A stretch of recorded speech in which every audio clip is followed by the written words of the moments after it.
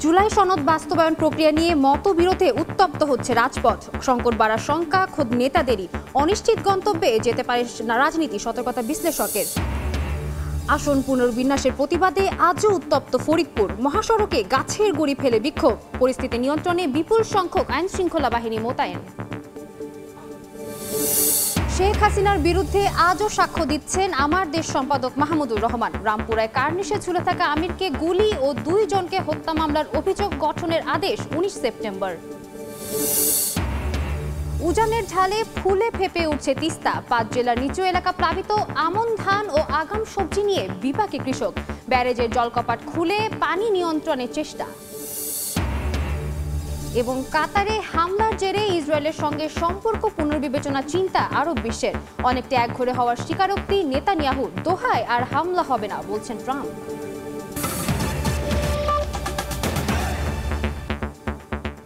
সময় সংবাদের সঙ্গে আছি আমি সাদিয়া তাসলিম। উত্তপ্ত ফরিদপুর। মহাসড়কে গাছের গুঁড়ি ফেলে বিক্ষোভ করেছেন এলাকাবাসী। পরিস্থিতি নিয়ন্ত্রণে মোতায়েন রয়েছে আইন শৃঙ্খলা বাহিনী। সকাল থেকে ভাঙ্গা গোল চত্বরে অবস্থান নেন বিক্ষুব্ধরা। এ সময় 1 ঘন্টা আটকে রাখা হয় ঢাকা বরিশাল খুলনা মহাসড়ক। পরে মহাসড়কের 2 পাশে অবস্থান নেন স্থানীয়রা। পরিস্থিতি মোকাবিলায় কঠোর অবস্থানে আইন শৃঙ্খলা বাহিনী। মোড়ে মোড়ে অবস্থান করছে পুলিশ, র্যাব ও সেনাবাহিনী। এদিকে বাগেরহাটে 4টি আসন বহালের দাবিতে জেলা নির্বাচন অফিস ঘেরাও কর্মসূচি করেন সর্বদলীয় সম্মিলিত কমিটির নেতাকর্মীরা। আসন ফিরে পেতে উচ্চ আদালতে রিট করা হয়েছে। দাবি আদায় না হওয়া পর্যন্ত আইনি লড়াইয়ের পাশাপাশি রাজপথে আন্দোলন চলবে বলে জানান নেতারা। এই মুহূর্তে ফরিদপুরের ভাঙ্গায় আছেন সহকর্মী শিকদার সজল। সরাসরি যাচ্ছি তার কাছে। দাবি আদায়ে 3য় দিনের যে অবরোধ কর্মসূচি, সেই অবরোধ কর্মসূচিতে পুনরায় যাতে কোনো বিশৃঙ্খলা না ঘটে সে কারণে কিন্তু নিরাপত্তার চাদরে কিন্তু ঢেকে দেওয়া হয়েছে ফরিদপুরের ভাঙ্গা উপজেলাকে। এখানে কিন্তু আজকে ঠিক সকাল 6টা থেকেই এই যে আইন শৃঙ্খলা রক্ষাকারী বাহিনীর যে সদস্য যারা রয়েছেন, পুলিশ, বিজিবি, সেনাবাহিনী, র্যাব সহ বিভিন্ন আইন প্রয়োগকারী সংস্থার সদস্যরা তারা কিন্তু এই ভাঙ্গায় এখন অবস্থান করছেন। এবং ঢাকা রেঞ্জের ডিআইজি, জেলা প্রশাসক, পুলিশ সুপার সহ ঊর্ধ্বতন কর্মকর্তাবৃন্দ তারা কিন্তু অবস্থান করছেন এই ভাঙ্গাতে। এবং ঢাকা খুলনা মহাসড়ক এবং ঢাকা বেনাপোল সহ ফরিদপুর ঢাকা যে রেলপথ সেখানেও কিন্তু টহল জোরদার করা হয়েছে। ম্যাজিস্ট্রেটের নেতৃত্বে কিন্তু চলছে টহল। এবং এই যে ফরিদপুর 4 আসন থেকে ভাঙ্গা উপজেলার আলগি এবং হামিদ্দি 2টি ইউনিয়ন কেটে নেওয়ার প্রতিবাদে এবং এই যে 2টি ইউনিয়ন, এই 2টি ইউনিয়ন ফরিদপুর 2 আসনে অন্তর্ভুক্ত করার প্রতিবাদে এবং পুনর্বহালের দাবিতেই কিন্তু এই গত কয়েকদিন যাবৎ রেলপথ মহাসড়ক অবরোধ করে আসছিল স্থানীয় জনতা। এবং গতকাল দুপুরে এই হাজারো মানুষ একসাথে হয়ে কিন্তু তারা উপজেলা নির্বাহী কর্মকর্তার কার্যালয় এবং নির্বাচন অফিস এবং থানা ঘেরাও করে সেখানে কিন্তু হামলা চালায় এবং ভাঙচুর করে। আসলে তাদের দাবি হচ্ছে যে এই যে ফরিদপুরের যে 2টি আসন, 2টি ইউনিয়ন কেটে নেওয়া হলো, সেই 2টি ইউনিয়ন পুনরায় আবার অন্তর্ভুক্তর দাবিতে কিন্তু তারা এই কর্মসূচি পালন করছে। এদিকে সকাল ঠিক 8টার দিকে ঢাকা বরিশাল মহাসড়কের হামিরদি এলাকায় গাছের গুঁড়ি ফেলে কিন্তু সড়ক অবরোধ করে। সেখানে 1 ঘন্টা এই অবরোধ চলে। তারপরে কিন্তু এই অবরোধ তুলে নেয় স্থানীয় জনতা। তারা মানুষের ভোগান্তি হবে সেই ভোগান্তি এড়াতেই কিন্তু তারা মহাসড়ক থেকে এই অবরোধ তুলে নেয়। এবং এখন কিন্তু মহাসড়কে দাঁড়িয়ে তারা কিন্তু বিভিন্ন স্থানে তারা বিক্ষোভ এবং মানববন্ধন কর্মসূচি বিভিন্ন জায়গায় তারা পালন করছে। এদিকে জেলা প্রশাসক কামরুল হাসান মোল্লা তিনি যেটা জানিয়েছেন যে আসলে এই বিশৃঙ্খলা এড়াতে কিন্তু আইন শৃঙ্খলা রক্ষাকারী বাহিনীর পর্যাপ্ত মোতায়েন করা হয়েছে। এবং আগামী 2 কার্য দিবসের মধ্যে ইসি থেকে এখানে সার্ভে করে তিনি কিন্তু সেখানে প্রতিবেদন পাঠাবেন যাতে করে এই 2টি ইউনিয়ন অন্তর্ভুক্ত করে রাখা যায়। এমনটাই কিন্তু ফরিদপুরের ভাঙ্গা থেকে এই ছিল মহাসড়ক অবরোধের সর্বশেষ। সরাসরি যুক্ত ছিলাম ফরিদপুরে। রাকসুতে প্রচারণায় ব্যস্ত সময় পার করছেন প্রার্থী ও সমর্থকরা। অন্যদিকে চাকসুতে আজ শেষ হচ্ছে মনোনয়নপত্র সংগ্রহের সময়সীমা। নির্বাচনী প্রচার প্রচারণায় ব্যস্ত রাজশাহী বিশ্ববিদ্যালয়ের ছাত্র সংসদ নির্বাচনের প্রার্থীরা। হল, ক্যাফেটেরিয়া, লাইব্রেরি কিংবা চায়ের দোকান সব জায়গায় নির্বাচনী আমেজ। নানা প্রতিশ্রুতি দিয়ে শিক্ষার্থীদের মন জয়ের চেষ্টা করছেন প্রার্থীরা।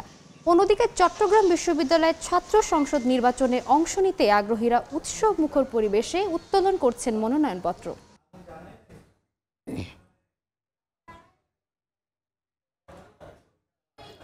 25 সেপ্টেম্বর রাকসু নির্বাচন প্রচারণায় সরগরম রাজশাহী বিশ্ববিদ্যালয় ক্যাম্পাস।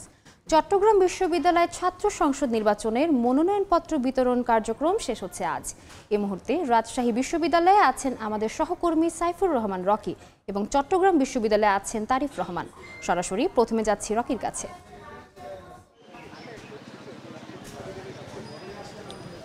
25 সেপ্টেম্বর অনুষ্ঠিত হতে যাচ্ছে রাকসু নির্বাচন। এই লক্ষ্যে এখন প্রচারণা চলছে। বিভিন্ন প্যানেলের যারা প্রার্থী রয়েছেন তারা সকাল থেকে এই ক্যাম্পাসে ঘুরে বেড়াচ্ছেন এবং শিক্ষার্থীদের দাঁড়িয়ে দাঁড়িয়ে যাচ্ছেন। তারা নানা প্রতিশ্রুতি দিয়ে আসলে তাদের কাছে ভোট চাচ্ছেন। আমরা এখন দেখতে পাচ্ছি যে ছাত্র শিবির সমর্থিত যিনি ভিপি প্রার্থী রয়েছেন প্যানেলের, মুস্তাকুর জাহিদ, তিনি গণমাধ্যম কর্মীদের সঙ্গে কথা বলছিলেন। তিনি যেটি বলছিলেন যে তার কিছু অভিযোগ রয়েছে, সেই অভিযোগগুলো অন্য যেসব ভিপি প্রার্থীরা রয়েছে তারা আচরণবিধি লঙ্ঘন করছে, এরকম অভিযোগ তাদের পক্ষ থেকে করা হচ্ছে। একই অভিযোগ কিন্তু ছাত্রদল সমর্থিত যে প্যানেল রয়েছে ভিপি প্রার্থী আবির, তার পক্ষ থেকেও করা হয়েছে।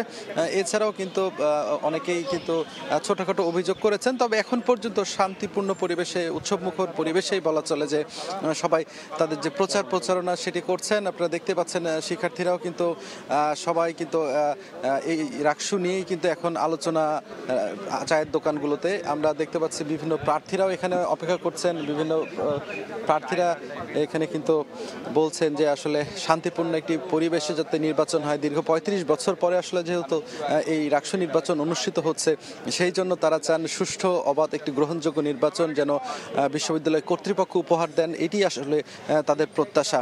আমরা সকালে কথা বলেছিলাম রাজশাহী বিশ্ববিদ্যালয়ের প্রক্টর মাহবুবুর রহমান, তিনি যেটি জানিয়েছেন এই রাজশাহী বিশ্ববিদ্যালয়ের রাকসু নির্বাচনকে কেন্দ্র করে ভোটের দিন মূলত এখানে ভোটের দিন 1500 আইন শৃঙ্খলা বাহিনীর সদস্যদের এখানে মোতায়েন করা হবে। পাশাপাশি তিনি যেটি জানিয়েছেন যে অবাধ, সুষ্ঠু, গ্রহণযোগ্য নির্বাচন করার জন্য তারাও কিন্তু প্রস্তুত রয়েছেন। পাশাপাশি 3 স্তরের নিরাপত্তা ব্যবস্থাও কিন্তু এখানে থাকবে, এমনটা আসলে তাদের পক্ষ থেকে আসলে বলা হচ্ছে। এছাড়া আমরা দেখতে পাচ্ছি পুরো ক্যাম্পাস জুড়ে আসলে নির্বাচনকে ঘিরে উৎসবের আমেজ কিন্তু এখানে বিরাজ করছে। চায়ের দোকানগুলোতে আসলে এই এখন রাকসুকে ঘিরেই সব ধরনের আলাপ আলোচনা চলছে। কাকে ভোট দিলে আসলে ভালো হবে, কে ভিপি হিসেবে ভালো, কে জিএস হিসেবে ভালো, এই বিষয়গুলো নিয়ে এখন শিক্ষার্থীদের মধ্যে আলাপ আলোচনা চলছে। তো এই ছিল আমার কাছে রাজশাহী বিশ্ববিদ্যালয় থেকে সর্বশেষ। এখন আমরা চলে যাচ্ছি চট্টগ্রাম বিশ্ববিদ্যালয়ে, সেখানে আছেন সহকর্মী তারিফ, তার কাছে। চাকসু ও হল সংসদ নির্বাচনের মনোনয়ন বিতরণ কার্যক্রম আজ বেলা 3:30টায় শেষ হচ্ছে এবং আগামীকাল বেলা 3:30টায় মনোনয়ন ফর্ম জমাদানের কার্যক্রম শেষ হবে।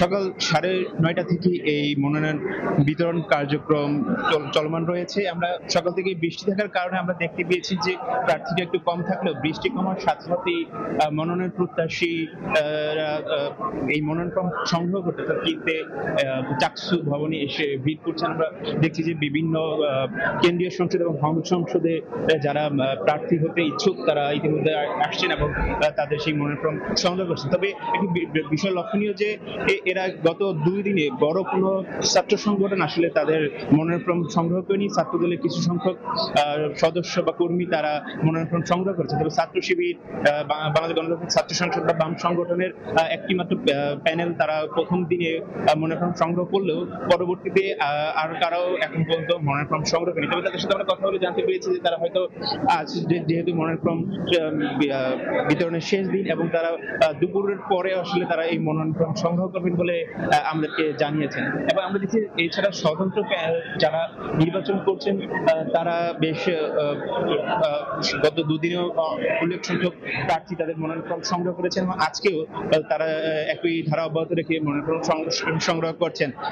এই আগামী আগামী 12 অক্টোবর অনুষ্ঠিত হতে যাওয়া এই চাকসু নির্বাচনকে কেন্দ্র করে পুরো বিশ্ববিদ্যালয়ে একটা আমেজের আবহাওয়া সৃষ্টি হয়েছে এবং শিক্ষার্থীরা বলছেন যে একটি সুষ্ঠু নির্বাচনের প্রত্যাশায় তারা প্রশাসনকে জানিয়েছেন এবং তাদের সেই ইচ্ছা তারা প্রশাসনকে কাছে ব্যক্ত করেছেন। এই ছিল আমার কাছে চট্টগ্রাম বিশ্ববিদ্যালয়ের চাকসু ভবনের মনোনয়ন ফর্ম বিতরণের সর্বশেষ খবর।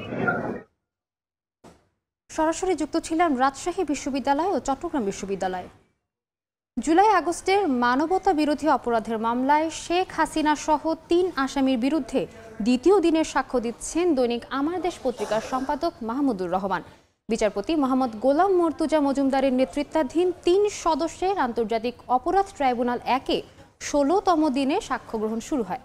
সোমবার প্রথম দিনের জবানবন্দিতে মাহমুদুর রহমান ২০০৮ সালের নির্বাচন, পিলখানা হত্যাযজ্ঞ, শাপলা চত্বরে গণহত্যা, ৭১-এর যুদ্ধাপরাধীদের বিচারের নামে প্রহসন, বিতর্কিত ৩ নির্বাচন, জুলাই আগস্টের গণহত্যা সহ নানা প্রেক্ষাপট তুলে ধরেন। তিনি বলেন, শেখ হাসিনা ফ্যাসিবাদী হয়ে ওঠার নেপথ্যে বড় ভূমিকা রাখে ভারত। এছাড়া জাতীয় পার্টি ১৪ দলের নেতারা সহ বিভিন্ন পেশায় থেকে যারা ফ্যাসিবাদকে সহযোগিতা করেছে তাদের নাম বলেন মাহমুদুর রহমান।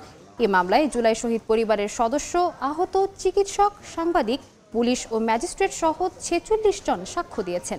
এদিকে রামপুরায় কার্নিশে ঝুলে থাকা আমিরকে গুলি ও ২ জনকে হত্যা মামলায় সাবেক ডিএমপি কমিশনার হাবিবুর রহমান হাবিব সহ ৫ আসামির বিরুদ্ধে অভিযোগ গঠনের বিষয়ে ১৯ সেপ্টেম্বর আদেশ দেবেন ট্রাইব্যুনাল। এই মুহূর্তে আন্তর্জাতিক অপরাধ ট্রাইব্যুনালের সামনে আছেন সহকর্মী আফজাল হোসেন। সরাসরি চলে যাচ্ছে সেখানে। আজকে দ্বিতীয় দিনের মতো সাক্ষ্য দিচ্ছেন দৈনিক আমাদের পত্রিকার সম্পাদক মাহমুদুর রহমান এবং তার যে সাক্ষ্য খুবই অল্প সময়ে আজকে সাক্ষ্য গ্রহণ বাকি রয়েছে। গতকালকে তিনি সকাল 11টা 23 মিনিট থেকে একেবারে 3:30 4টা পর্যন্ত তিনি সাক্ষ্য দিয়েছেন আন্তর্জাতিক অপরাধ ট্রাইব্যুনাল এবং তার সাক্ষ্যে মোটা দাগে শেখ হাসিনা কিভাবে ফ্যাসিস্ট হয়ে উঠলেন তার প্রেক্ষাপটেই তিনি বর্ণনা করেছেন। তার যে মূল কথা, সেই মূল কথায় যেটি বলা হয়েছে যে শেখ হাসিনাকে আসলে ফ্যাসিস্ট বানানোর ক্ষেত্রে সবচেয়ে বড় ভূমিকা রাখে পার্শ্ববর্তী দেশ ভারত এবং ভারতের হেজিমনি। এবং তিনি গণজাগরণ মঞ্চকে বলেছেন তার সাক্ষ্যেতে মব কালচারের শুরুটা গণজাগরণ মঞ্চেই করা হয়েছিল এবং সেটি রাষ্ট্রীয় পৃষ্ঠপোষকতায় তৎকালীন আওয়ামী লীগ সরকার সেটি করে একবারে ৭১-এর মানবতাবিরোধী অপরাধের বিচারের নামে যে প্রহসন করা হয়েছে সেই বিষয়গুলো তিনি তুলে ধরেছেন। এছাড়া শাপলা চত্বরের গণহত্যা, বিডিআর হত্যাযজ্ঞ, বিতর্কিত 3টি নির্বাচন, বুয়েটের আবরার ফাহাদকে পিটিয়ে হত্যা সহ 17 বছরের আওয়ামী লীগের যে 15 বছরের যে ফ্যাসিবাদী শাসন ব্যবস্থা, সেই শাসন ব্যবস্থার সবগুলো বিষয়গুলো তিনি উল্লেখ করেছেন এবং তিনি শেখ হাসিনা, আসাদুজ্জামান খান কামাল এবং চৌধুরী আবদুল্লাহ মামুনের ন্যায় বিচার চেয়েছেন এবং তিনি বলেছেন যে তাদের ক্ষেত্রেও যেন বিচারের নামে প্রহসন করা না হয়। আজকে তার দ্বিতীয় দিনের মতো সাক্ষ্য গ্রহণ চলছে। খুব অল্প সময় সাক্ষ্য গ্রহণ হবে এবং এরপরে তাকে জেরা করবেন আসাদুজ্জামান খান কামাল এবং শেখ হাসিনার পক্ষে রাষ্ট্রনিযুক্ত যিনি আইনজীবী রয়েছেন তিনি জেরা করবেন।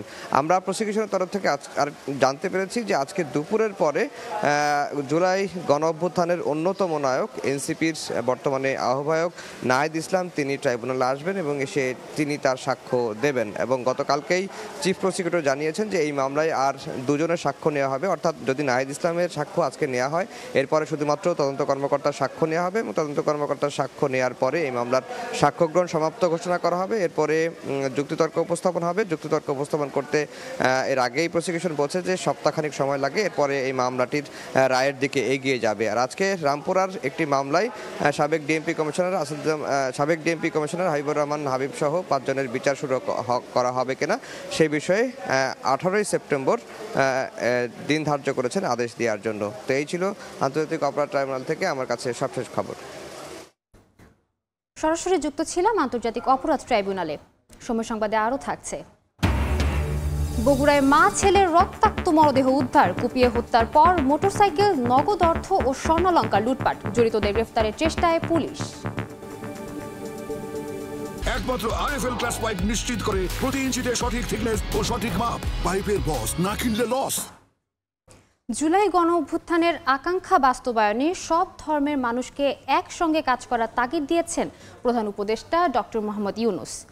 সকালে ঢাকেশ্বরী জাতীয় মন্দির পরিদর্শন করে তিনি আরও বলেন, নিজেরা বিভক্ত হলে জাতি হিসেবে ব্যর্থ হতে হবে।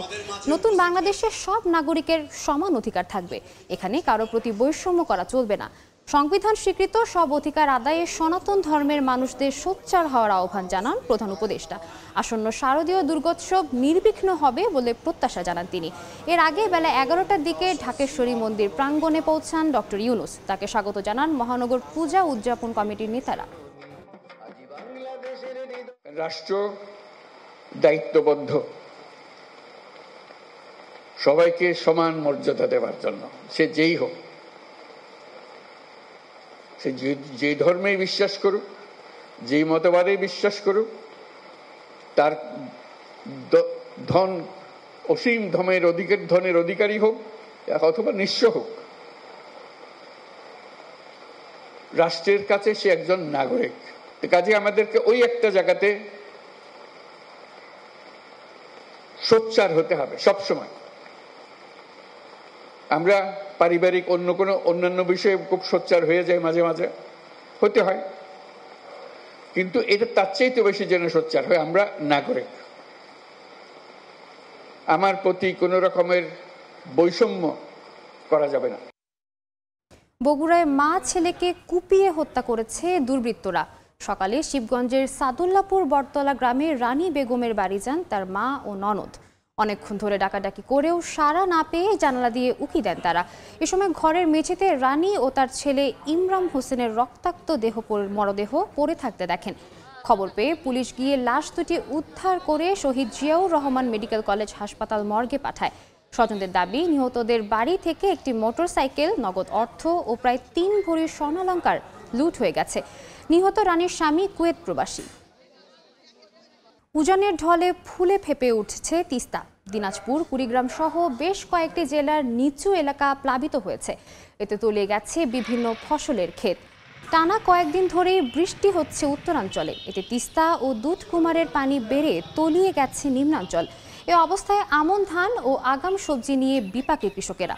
ফসল পানিতে তলিয়ে থাকায় লোকসানের শঙ্কায় দিন কাটছে তাদের।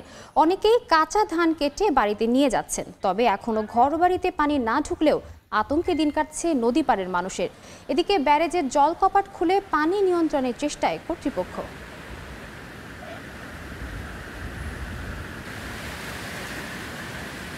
তিস্তা নদীর পানি ঝরি নামে কিছু পানি আবার তলায় গেছে। পানির জোর, পানি খুব হয়েছে, ওই জন্য আমরা ধান কাট পেয়েছি, খুব নদীর মধ্যে যাওয়া হয়েছে ভাঙ্গে, সেজন্য আমরা কাট পেয়েছি, নৌকে নিয়ে যায়। তারা আধা ফাঁকা ধান এলে ক্ষয়ক্ষতি হাজা হয়েছে, এলে আমরা এখন বর্তমানে আমরা নাওটাও নিয়ে যাই, এলে বর্তমানে কিছু আনি আমরা গরু ছাগল খিলে মানুষ। চট্টগ্রাম বন্দরে জাহাজ ফেরানো থেকে শুরু করে কন্টেইনার ওঠা নামা সহ যাবতীয় সেবার বিপরীতে ৩০ থেকে ৫০% পর্যন্ত ট্যারিফ বাড়িয়ে প্রজ্ঞাপন জারি করেছে সরকার। দীর্ঘ ৩৯ বছর পর এই ট্যারিফ বাড়ানো হলেও ভোক্তা পর্যায়ে পণ্যের দাম বেড়ে যাওয়ার শঙ্কা ব্যবসায়ীদের। বিশেষ করে জাহাজে অবস্থানকালীন ১২ ঘন্টার জন্য বাড়ছে ১০০%, আর ৩৬ ঘন্টার জন্য বেড়েছে ৯০০% পর্যন্ত। সাখাওয়াত টিপুর ক্যামেরায় বিস্তারিত জানাচ্ছেন কমল দে। অবশেষে মঙ্গলবার ভোর থেকে কার্যকর হলো চট্টগ্রাম বন্দরের বহুল আলোচিত নতুন ট্যারিফ সিস্টেম। নতুন এই ট্যারিফ অনুযায়ী পাইলটিং চার্জ $৮০০ এবং প্রতিবার জাহাজ টেনে আনার ট্রাক চার্জ $৬১৫ থেকে শুরু করে $৬,৮৩০ পর্যন্ত নির্ধারণ করা হয়েছে। কন্টেনার উঠানামা থেকে শুরু করে অন্যান্য সেবার ট্যারিফ বেড়েছে ২৫ থেকে ৫০% পর্যন্ত। বন্দর ব্যবহারকারী যারা আছে তাদের সেবা প্রদান যেন আমরা স্মুথলি করতে পারি, তাদের জন্য যেন আমরা ফ্যাসিলিটিসগুলো নির্মাণ করতে পারি, চট্টগ্রাম বন্দরের যেন এফিসিয়েন্সি বাড়ে। চট্টগ্রাম বন্দরে বাড়তে জাহাজের অবস্থানকালীন সময়ের ট্যারিফ লাগামহীনভাবে বাড়ানো হয়েছে বলে অভিযোগ তুলেছেন শিপিং ব্যবসায়ীরা। আর এতে আমদানি খরচ বেড়ে যাওয়ায় ভোক্তা পর্যায়ে পণ্যের দাম বাড়ানো শঙ্কা তাদের। তবে বন্দরের দাবি প্রতি কেজিতে বেড়েছে মাত্র ১২ পয়সা। ইনক্রিজ যেটাই হবে না কেন, সেটা শিপিং এজেন্টের প্রিন্সিপালরা সেটা তাদের ফ্রেডের সাথে জাহাজের ভাড়ার সাথে সংযুক্ত করে নেবে। ট্যারিফ বাড়ানোর ক্ষেত্রে বন্দরে কনসালটেন্ট হিসেবে কাজ করেছে স্পেনের প্রতিষ্ঠান আইডম। এশিয়ার 10টি সহ 17টি আন্তর্জাতিক বন্দরের কার্যক্রম এবং ট্যারিফ পর্যালোচনা করে চট্টগ্রাম বন্দরের ট্যারিফ নির্ধারণ করা হয়েছে। অবশেষে 30 থেকে 41% পর্যন্ত ট্যারিফ বাড়ানো হয়েছে। তবে বন্দর ব্যবহারকারীরা বলছেন ট্যারিফ বাড়ানোর সাথে সাথে বাড়াতে হবে বন্দরের সেবা, আধুনিকায়ন করতে হবে যন্ত্রপাতির। চট্টগ্রাম বন্দরে আমদানি করা পণ্য বোঝাই কন্টেনার ফেলে রাখার প্রবণতা রোধ করতে নতুন ট্যারিফে চার্জ বাড়িয়ে দেওয়া হয়েছে। আবেদন করব যে আমাদের অবস্থান থেকে যে সংশ্লিষ্ট দপ্তরের কাছে যদি সুযোগ থাকে তার ট্যারিফের ব্যাপারে আরেকটু বিবেচনা করা উচিত। সংকট এড়াতে 12 থেকে 15% ট্যারিফ বাড়ানোর প্রস্তাব দিয়েছিল বন্দর ব্যবহারকারীরা, কিন্তু বেড়েছে প্রস্তাবের চেয়ে কয়েক গুণ বেশি। সার্ভিসটা এনশিওর করতে হবে, ইকুইপমেন্ট ফ্যাসিলিটিগুলো বাড়াতে হবে, তাহলে দেখবেন যে আলটিমেটলি বন্দরের যে সেবা, এই সেবাটা আসলে যৌক্তিক হবে। বিশ্বের 100 ব্যস্ততম বন্দরের তালিকায় 68তম স্থানে রয়েছে চট্টগ্রাম বন্দর। কমল দে, সময় সংবাদ, চট্টগ্রাম। দেখে নেব এখনকার বাতাসের মানসূচক। বায়ুমান বিষয়ক সংস্থা IQAir এর সূচক অনুযায়ী বাংলাদেশে এখনকার বাতাসের মান। ঢাকা বিভাগের বায়ুর মান 68, এটি সন্তোষজনক, বাতাসের আর্দ্রতা 86%। চট্টগ্রাম বিভাগে বায়ুর মান 53, এটিও সন্তোষজনক, বাতাসের আর্দ্রতা 82। রাজশাহী বিভাগে বায়ু মান 82, যা সন্তোষজনক, আর্দ্রতা 73।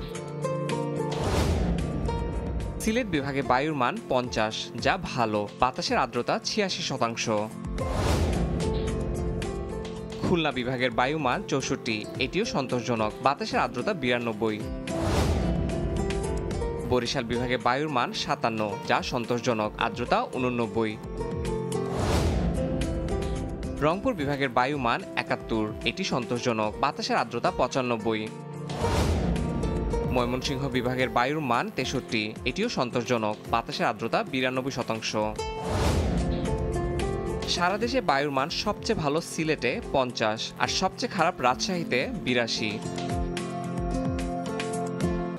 অর্থ উপদেষ্টা সালাউদ্দিন আহমেদ বলেছেন, দেশের প্রয়োজনেই মার্কিন কোম্পানি অ্যাক্সিলারেট এনার্জি থেকে এলএনজি কেনা হচ্ছে।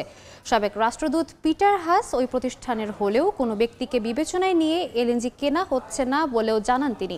সচিবালয়ে অর্থনৈতিক ও সরকারি ক্রয় সংক্রান্ত উপদেষ্টা পরিষদ কমিটির সভা শেষে একথা জানান উপদেষ্টা। আমেরিকা হোক, চায়না হোক বা সৌদি আরবিয়া হোক, কাতার অবশ্য এখন বন্ধ চুপচাপ, যে অন্যগুলো আমরা করছি, কম্পেয়ার করে করছি, এত সহজ না। আমেরিকা হলে আমরা দিয়ে দেবো, পিটার হাসকে আমরা জানি হতো, পিটার হাসকেই কোথায় করে, এর আগেই সে ছিল, মরিয়ার্টি ছিল না, সে তো গার্মেন্ট, আমরা কি গার্মেন্ট ওখানে দিয়ে দিছি ওর জন্য। সমালোচনার মাধ্যমে সরকার তার ভুলগুলো বুঝতে পারে উল্লেখ করে পরিবেশ উপদেষ্টা সৈয়দা রিজওয়ানা হাসান বলেছেন, সরকারের সমালোচনা গণতন্ত্রের জন্য সহায়ক। সকালে বিশ্ব ওজন দিবসের আলোচনা সভায় এই কথা বলেন তিনি। উপদেষ্টা জানান, ওজন স্তর রক্ষায় যেভাবে আইন বাস্তবায়ন করা হয়েছে, পরিবেশ রক্ষায়ও আন্তর্জাতিক সব আইন বাস্তবায়ন করা হবে। সবার সচেতনতাই পারে পরিবেশ রক্ষা কার্যক্রমকে আরও বেগবান করতে। এ সময় বিভিন্ন প্রতিযোগিতায় বিজয়ীদের হাতে পুরস্কার তুলে দেন পরিবেশ উপদেষ্টা।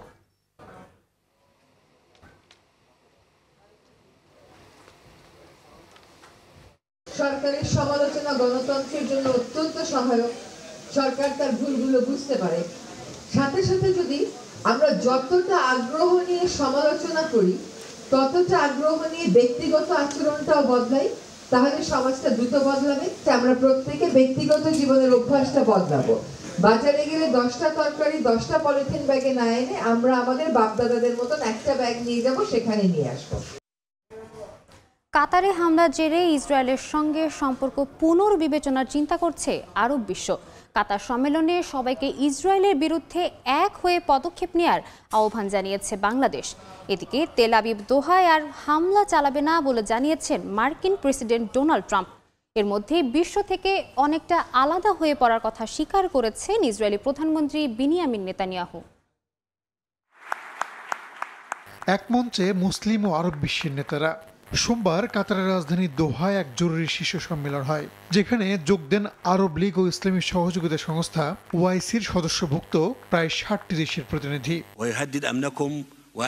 কাতারে হামাস নেতাদের উপর ইসরায়েলের হামলার নিন্দা জানান আগত নেতারা। তেল আবিবের সঙ্গে সম্পর্ক পুনর্বিবেচনার আহ্বান জানায় মুসলিম বিশ্ব। যৌথ সংবাদ সম্মেলনে কাতারের প্রতি একাত্মতা ঘোষণা করা হয়। এই হামলা শুধু দেশটির সার্বভৌমত্বই লঙ্ঘন করেনি, বরং আন্তর্জাতিক শান্তি ও নিরাপত্তার উপর সরাসরি হুমকি তৈরি করেছে বলে জানান নেতারা। সম্মেলনে অংশ নিয়ে বাংলাদেশের পররাষ্ট্র উপদেষ্টা মোহাম্মদ তৌহিদ হোসেন ক্ষোভ প্রকাশ করে বলেন, আন্তর্জাতিক আইনের সুস্পষ্ট লঙ্ঘন করেছে ইসরায়েল। আরব ও মুসলিম দেশগুলোকে এ বিষয়ে স্পষ্ট ও দৃঢ় অবস্থান নেয়ার আহ্বান জানান তিনি। আমাদের ইসরায়েলের আগ্রাসনের পেছনের মূল কারণ মোকাবিলা করতে হবে। 1967 সালের সীমানার ভেতরে একটি স্বাধীন ফিলিস্তিন রাষ্ট্র প্রতিষ্ঠার সংগ্রামে আমাদের সমর্থন অবিচল রয়েছে। কেবল নিন্দা করে থেমে গেলে চলবে না। শান্তি ও ন্যায় প্রতিষ্ঠার জন্য কথাকে কাজে পরিণত করতে হবে। সব ধরনের আগ্রাসন ও দখলের প্রচেষ্টার বিরুদ্ধে দৃঢ়ভাবে দাঁড়াতে আমরা কাতারেরই পাশে আছি। এদিকে মার্কিন গণমাধ্যম এক্সিওসের প্রতিবেদন বলছে, কাতারে হামলার আগে নেতানিয়াহু ব্যক্তিগতভাবে মার্কিন প্রেসিডেন্ট ট্রাম্পকে এই পরিকল্পনার কথা জানিয়েছিলেন, যদিও তা অস্বীকার করেছেন ট্রাম্প। নতুন করে কাতারে আর হামলা চালাবে না নেতানিয়াহু বাহিনী বলে জানান মার্কিন প্রেসিডেন্ট। এর মধ্যেই বিশ্ব থেকে অনেকটা আলাদা হয়ে পড়েছে ইসরায়েল বলে স্বীকার করেছেন প্রধানমন্ত্রী বিনিয়ামিন নেতানিয়াহু। নেতানিয়াহুর ব্যর্থতা ইসরায়েলকে তৃতীয় বিশ্বের দেশের পর্যায়ে নামিয়ে আনছে। রাহানুল রানা, সময় সংবাদ। হামাসের নেতারা যেখানেই থাকুক না কেন ইসরায়েল তাদের নিশানা করবে বলে হুঁশিয়ারি দিয়েছেন প্রধানমন্ত্রী বিনিয়ামিন নেতানিয়াহু। হামাস নির্মূলে তেল আবিবের পদক্ষেপকে পূর্ণ সমর্থনের ঘোষণা দিয়েছেন মার্কিন পররাষ্ট্রমন্ত্রী মার্কো রুবিও। এদিকে গাজা উপত্যকায় বিমান হামলায় শিশু ও সাংবাদিক সহ একদিনে নিহত হয়েছেন আরও 51 ফিলিস্তিনি। গাজার উত্তর ও পশ্চিম অংশে ইসরায়েলি বিমান বাহিনীর টানা বোমাবর্ষণে ছিন্ন ভিন্ন হয়ে গেছে জনজীবন। উপত্যকাটির সর্বোচ্চ আবাসিক টাওয়ারও গুঁড়িয়ে দিয়েছে দখলদাররা। হামলার তীব্রতায় পালিয়ে যাচ্ছে অনেকে। দক্ষিণ গাজায় আশ্রয়ের খোঁজে ছুটছে হাজারো মানুষ। ভয়ে স্কুল থেকে শুরু করে সাথী শরণার্থী শিবির পর্যন্ত খালি করা হয়েছে। অনেকে জানিয়েছেন ঘরবাড়ি ফেলে খালি পায়ে বেরিয়ে আসতে হয়েছে পুরো পরিবারকে। এদিকে গাজা সিটির আকাশে নজরদারির সময় একটি ইসরায়েলি ড্রোন ভূপাতিত করার দাবি করেছে ফিলিস্তিনি ইসলামী জিহাদ। তাদের আল কুদস ব্রিগেড জানায়, খান ইউনিসের আকাশে উড়তে থাকা কোয়াডকপ্টারটি দখলে নিয়েছে তারা। এর মধ্যেই ফিলিস্তিনের স্বাধীনতাকামী সংগঠন হামাস সতর্ক করেছে যে গাজা সিটিতে চলমান ধ্বংসযজ্ঞ বন্দী থাকা ইসরায়েলি সেনাদের বিপদে ফেলছে। তারা মার্কিন প্রেসিডেন্ট ট্রাম্পের বিরুদ্ধে দ্বিমুখিতার অভিযোগও এনেছে। ইসরায়েলের প্রধানমন্ত্রী নেতানিয়াহু মার্কিন পররাষ্ট্রমন্ত্রী মার্কো রুবিওর সঙ্গে এক সংবাদ সম্মেলনে হুঁশিয়ারি দিয়ে বলেন, হামাস নেতারা যেখানেই থাকুক না কেন রেহাই পাবেন না। তিনি দাবি করেন, সব দেশের মতো ইসরায়েলেরও আত্মরক্ষার অধিকার রয়েছে। কাতারে হামাসের নেতৃত্বের বিরুদ্ধে হামলার সিদ্ধান্ত সম্পূর্ণভাবে ইসরায়েলের নিজস্ব ছিল। আমরা এর সম্পূর্ণ দায়ভার গ্রহণ করছি, কারণ আমরা বিশ্বাস করি সন্ত্রাসীদের আশ্রয় দেওয়া উচিত নয়, যারা হলোকাস্টের পর থেকে ইহুদি জনগণের বিরুদ্ধে ভয়ঙ্কর হত্যাকাণ্ডের পরিকল্পনা করেছে। তারা কোনো নিরাপত্তা বা অব্যাহতি পেতে পারে না। রুবিও ট্রাম্প প্রশাসনের পক্ষ থেকে বলেন, হামাসকে ধ্বংস করার জন্য নেওয়া সব পদক্ষেপই যুক্তরাষ্ট্র সমর্থন করবে। তিনি সতর্ক করে বলেছেন, যারা ফিলিস্তিনি রাষ্ট্রকে স্বীকৃতি দিবে তাদের ইসরায়েলি প্রতিক্রিয়ার মুখে পড়তে হতে পারে। মালিহা সুহরওয়ার্দী, সময় সংবাদ। এশিয়া কাপে আজ বাংলাদেশের do or die match. Super ফোরের স্বপ্ন বাঁচিয়ে রাখতে আফগানিস্তানের মুখোমুখি হবে টাইগাররা। আবুধাবিতে ম্যাচটি শুরু হবে রাত 8:30টায়। সংযুক্ত আরব আমিরাত থেকে সাব্বির মিথুনের ম্যাচ প্রিভিউ। শিরোপা জেতার লক্ষ্য নিয়ে আসা, এরপর সমীকরণের মারপ্যাচ, শূন্য হাতে ফেরা। টাইগারদের এমন গল্প বহু পুরনো। এবার ঘটতে পারে সে গল্পেরই পুনরাবৃত্তি। বাড়ির টিকিট নাকি দুবাই, সেটা ঠিক করার পরীক্ষা বাংলাদেশের সামনে। হতে পারে এটাই এবারের এশিয়া কাপের শেষ ট্রেনিং সেশন। আফগানিস্তানের বিপক্ষে সেরা ক্রিকেট খেললেও অপেক্ষা করতে হবে 18 সেপ্টেম্বর পর্যন্ত। তাকিয়ে থাকতে হবে গ্রুপের শেষ ম্যাচের দিকে। মুশতাক আহমেদ তাই বললেন, আপাতত বিশ্বাস রাখতে।